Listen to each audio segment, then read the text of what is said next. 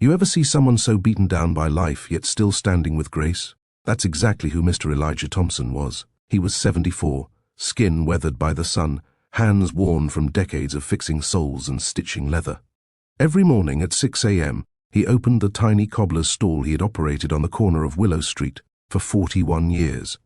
He never complained, even when life gave him every reason to. But lately, things had gotten worse. His beloved wife, Mabel, was fighting stage 4 cancer. Medical bills were piling up higher than his stacked shoeboxes. And despite everything he was dealing with, Elijah still showed up to work, his hands steady, his smile sincere. Yet for some reason, 2 white police officers, Patrolman Greg and Officer Dillon, made it their mission to harass him every single day. "Hey, old man, got a permit to sit here today?" One would bark, even though Elijah had never missed a single permit renewal. They'd shove his chair, knock over his boxes, once even spilled his polishing liquids by mistake. The nearby shopkeepers said nothing. Customers just watched. Elijah would bow his head and clean up, then return to work, stitching hope into every worn shoe. But this wasn't just about harassment. It was a routine humiliation. They treated him like dirt because of his skin and his poverty, never once seeing the soul behind the wrinkles. But what none of them knew, what even Elijah himself didn't see coming, was that everything was about to change. All it would take was one unexpected visitor, one conversation, and the course of his life, and his wife's, would shift forever. It was a Tuesday afternoon, just after lunch. The sun beat down harshly, and Elijah dabbed the sweat from his brow with an old handkerchief. His workbench was lined with shoes, some with broken heels, others with split soles. It was quiet, except for the occasional buzz of traffic. That's when they showed up again. Patrolman Greg and Officer Dillon strutted over, their sunglasses reflecting the street like they owned it. "Still out here like a stray dog, huh?" Greg sneered. Dillon laughed, tossing a half-empty coffee cup onto Elijah's work table. "Why don't you retire already, Gramps? Or is this your retirement plan?" People nearby looked away. Some chuckled nervously. Elijah said nothing. He just reached for the ruined pair of Oxfords he had been fixing. But that day, someone else saw everything. A white man in a navy blue suit stood across the street, watching it unfold. He had stepped out of a sleek black Mercedes, leather shoes shining like mirrors. He was tall, mid-40s, with sharp blue eyes and a silence that commanded attention. His name? Charles Whitaker, CEO of Whitaker Holdings, a multi-billion-dollar investment firm. Charles didn't say a word. He just watched. When the officers walked away laughing, and Elijah quietly picked up the spilled tools, Charles crossed the street. "Excuse me, sir," Charles said. Elijah looked up, confused. Most people either ignored him or insulted him. No one spoke with that kind of kindness. "I saw what just happened," Charles continued, lowering his voice. "That shouldn't have happened to anyone, ever." Elijah blinked, unsure what to say. Charles glanced at the faded photo taped to the cart, Mabel's picture. "Is this your wife?" Charles asked softly. "Is she okay?" And that's when the door to a new future quietly creaked open. Elijah hesitated before nodding slowly. "That's my Mabel. 48 years she's fighting cancer. It's been hard." Charles knelt beside the old workbench, ignoring the dirt that might stain his $1,000 suit. "You've been running this shop long?" "Since '83, Elijah replied. "Never missed a day unless Mabel was in the hospital." Charles looked around at the worn leather, mismatched chairs, and faded posters that decorated the stall like a museum of forgotten years. He saw the pride behind the tired eyes, the love stitched into every pair of shoes. "You built this with your hands, while those officers mocked you like you were nothing." Elijah gave a soft shrug. "You can't fix ignorance with anger. I just keep doing what I know." Charles nodded, then pulled a business card from his wallet. "Mr. Thompson, my name's Charles Whitaker. I own a company just a few blocks down. We handle investments, real estate, and portfolio management. But we don't have anyone like you." Elijah squinted. "What do you mean, someone like me?" Charles smiled. "Someone who understands value, who knows how to fix what others throw away. I could use that kind of heart in my office." Before Elijah could respond, Charles added, "But first, tell me, what's the treatment plan for your wife? Do you have insurance?" Elijah shook his head. "We do what we can. Her meds alone are over $2,000 a month." Charles stood up, reached for his phone, and made one call. Within 10 minutes, his assistant showed up with a briefcase. Inside it, A check for $2 million made out to the best cancer center in the state. "For your wife," Charles said, placing the check in Elijah's hands. "And that job offer?" "Still stands." Elijah sat on the edge of his bed that night, staring at the check, $2 million. He had held thousands of shoes in his life, but never a piece of paper that heavy. Mabel, weak but alert, reached out and touched his hand. "Who gave you that, Eli?" He smiled gently. "A man who saw what the world refused to." The very next morning, a black car pulled up to their small home. Charles Whitaker's driver stepped out and opened the door. Inside was a brand-new tailored suit, shoes polished so bright Elijah could see himself in them. "You'll need this," the driver said with a respectful nod. "Mr. Whitaker's office awaits." Elijah tried to protest. "I ain't worn a suit like this since Mabel's last church concert." The driver chuckled. "Then it's about time." When Elijah stepped into Whitaker Holdings headquarters, all eyes turned. The receptionist smiled, the security guard stood taller, and even the office staff, mostly younger, educated professionals, watched in stunned silence as the old cobbler made his way through the glass doors. Charles greeted him at the elevator. "Welcome to the team, Mr. Thompson." They entered a sleek boardroom where Charles laid out the vision. "I want you to work directly with our product review and quality control teams. You have something we don't. Decades of insight into craftsmanship, utility, and what people actually use. Help us refine our investments with the same care you used on those shoes." Elijah blinked. "You serious?" Charles grinned. "Serious enough to put you on salary and profit share. Let's make something great together." That day, Elijah didn't just walk into a company, he walked into a new chapter, and the world had no idea what was coming next. Elijah didn't need a fancy degree. What he had was rarer, wisdom earned from living, and within just a few days at Whitaker Holdings, his presence began to ripple through the company. In his first week, Elijah sat in on product testing for a luxury footwear investment. The room was filled with analysts, fashion consultants, and digital trend experts. They spoke in percentages, projections, and algorithms. But when they handed Elijah a pair of 1,500 Italian boots, he turned them over in his hands and said quietly, "These won't last 3 months." The room fell silent. "Look here," he said, pointing to the inner sole. "Cheap glue. And the stitching's all for show. These are made for a photo shoot, not real walking. You want longevity? Start thinking like the people who wear them every day, not just those who post them online." Charles grinned as the team scrambled to take notes. By the end of the second week, Elijah had reviewed 4 product lines and flagged critical quality issues the experts had missed. Word spread quickly. The old man knows his stuff. And behind the scenes, Mabel was responding better to treatment.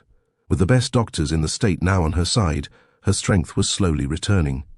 She even joked one evening, "Now you go on making all that money, Elijah, but don't forget, your socks still don't match." Back at Whitaker Holdings, profits began rising. Investors were intrigued by the company's sudden shift toward authentic, high-quality brands. Charles gave Elijah a title, Senior Product Insight Consultant. Elijah just laughed and said, "I'm still just a cobbler. I just got a fancier bench now." But everyone could see he was becoming something much more. By the start of the second month, Whitaker Holdings was seeing a measurable shift in its investment trajectory. Several of the companies Elijah had vetted, small, underappreciated brands focused on craftsmanship, began outperforming their flashy, overhyped competitors. It wasn't just luck, it was experience. Charles called a special executive meeting. Elijah's advice led us to invest early in 3 artisan brands that just secured major international distribution, he told the board. "Our Q2 profits have already jumped 12%. A senior board member asked skeptically, "You're telling me a former cobbler is driving our portfolio growth?" Charles leaned forward. "No, I'm telling you a genius in disguise just reminded us what the business world forgot. Authentic value matters." Outside the boardroom, Elijah remained grounded. Every morning he polished his shoes before arriving. He greeted every staffer, from janitor to VP, with the same warmth. But behind that kindness was an eye sharper than any analyst's. He predicted which startup had real longevity and which was just hype in a hurry. His notes were simple, handwritten, and often ended with lines like, "Looks good, but would your mama wear it twice?" Soon, staff began to bring him ideas first, hoping for his blessing before presenting to Charles. Elijah became more than a consultant. He was the soul of the company. One day Charles walked into Elijah's new corner office with a golden envelope. "You know what this is?" he asked. Elijah raised a brow. "Looks like something rich folks give each other." Charles smiled. "It's your bonus. $250,000. Company profits hit a record high this month, largely thanks to you." Elijah chuckled, eyes glistening. "I ain't never had that many zeros in my life," but he had earned every single one. Elijah's story wasn't meant to go public, but greatness has a way of attracting attention. One day, a young intern snapped a photo of Elijah during a team meeting. He was holding a worn leather shoe, explaining the art of craftsmanship to a room full of executives. She posted it with the caption, "This man was a cobbler for 40 years. Now he's leading one of the fastest-growing investment firms in the country. Never underestimate quiet wisdom." The post went viral. Within 48 hours, Elijah Thompson's name was trending. News outlets started calling. From cobbler to consultant, they titled it. Journalists wanted to know how a man who once stitched shoes on the sidewalk now sat at a mahogany desk making million-dollar decisions. But not everyone was celebrating. Officer Greg and Officer Dylan, the same cops who used to humiliate Elijah daily, saw the headlines and panicked. The city mayor's office received formal complaints about past police behavior. The video footage from a nearby store camera showing the officers harassing Elijah was uncovered and leaked online. Public outrage exploded. Protests broke out in front of the precinct. "Justice for Elijah." Signs filled the streets. The police chief was forced to suspend both officers pending investigation. Meanwhile, Elijah was being invited to speak at universities, featured in magazines, even offered book deals. But he turned most of them down. "I didn't do anything special," he told a reporter. "I just showed up every day, even when they tried to push me down." When asked how it felt to see the officers who mocked him now facing consequences, Elijah simply said, "I don't need revenge. I've got peace. And that's worth more than all the money they ever tried to take from me." While Elijah was making quiet waves in the corporate world, back home, something even more powerful was unfolding. Mabel was healing. The treatments she once couldn't afford were now fully covered. A team of top oncologists worked round the clock on a specialized care plan for her. She was moved into a private recovery suite, complete with garden views and music therapy, her favorite. Elijah visited every evening after work, bringing fresh flowers and reading to her from their old favorite books. One night, she gripped his hand tightly and whispered, "I'm still here because you never gave up on me." Tears welled in his eyes. "No, baby, you're still here because God wasn't finished showing this world what grace looks like." A few weeks later, her test results came in. The tumors were shrinking. The doctors called it a remarkable turnaround.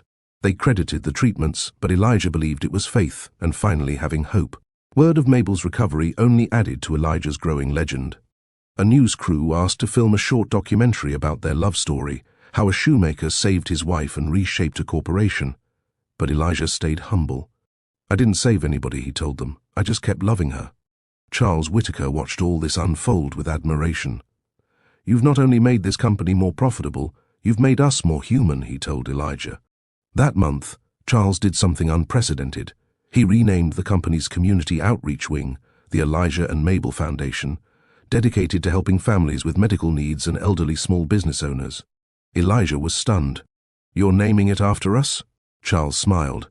"You gave us purpose. Now, let's give it back." 3 months had passed since Elijah stepped into Whitaker Holdings, and the world had changed around him. But there was one thing he hadn't faced yet: the past. One morning, Charles entered Elijah's office with an unusual request. "There's a community town hall tonight. The police department's internal affairs division is attending. They've asked if you'd speak." Elijah looked up slowly. "You mean those officers?" Charles nodded. "They'll be there, suspended, under review.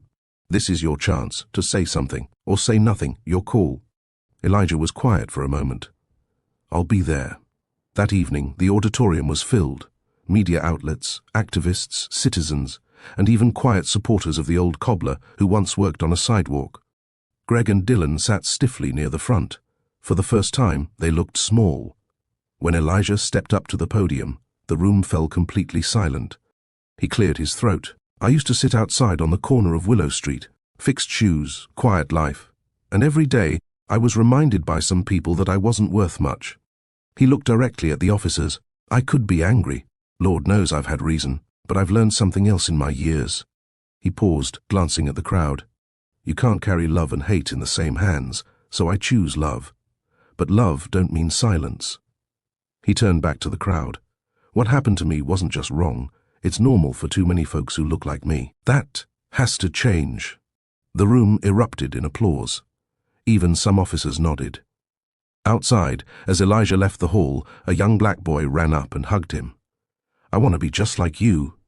Elijah smiled and whispered, Be better, son. Be even better. 6 months after that unforgettable town hall, Whitaker Holdings announced a record-breaking fiscal quarter. For the first time in its history, the company's net profits had crossed the billion-dollar mark. Reporters asked Charles Whitaker what led to such explosive growth. His answer was simple. We hired Elijah Thompson. But Elijah didn't care about headlines or high rises. He still polished his shoes every morning and brought fresh tea to Mabel before heading to work. He had a bigger office now, yes, but he kept his old cobbler's stool in the corner to remind himself of where he came from. The Elijah and Mabel Foundation had already funded life-saving treatment for over 40 families in underserved communities. They also opened a grant program for elderly craftsmen, tailors, cobblers, barbers, who had built their lives in silence and deserved to be seen. And just outside of Willow Street, where his humble stall once stood, Charles had a bronze plaque installed. Here stood Elijah Thompson, who stitched dignity into every step and walked a road that changed the world. People now traveled across states to see it. Kids took pictures next to it. Community leaders told his story in schools. Elijah became more than a symbol of resilience. He was a lesson in patience, grace, and unshakable belief in human worth. As for Greg and Dylan, the police department concluded its investigation. Both officers were dismissed. Elijah never showed up to their hearings. He didn't need to. He had already won, not with fists, but with faith. One quiet evening, sitting with Mabel on their front porch, she leaned her head on his shoulder and said, You gave the world your hands, Elijah, and they finally saw your heart. He kissed her forehead and replied, No, baby. We gave it to them together.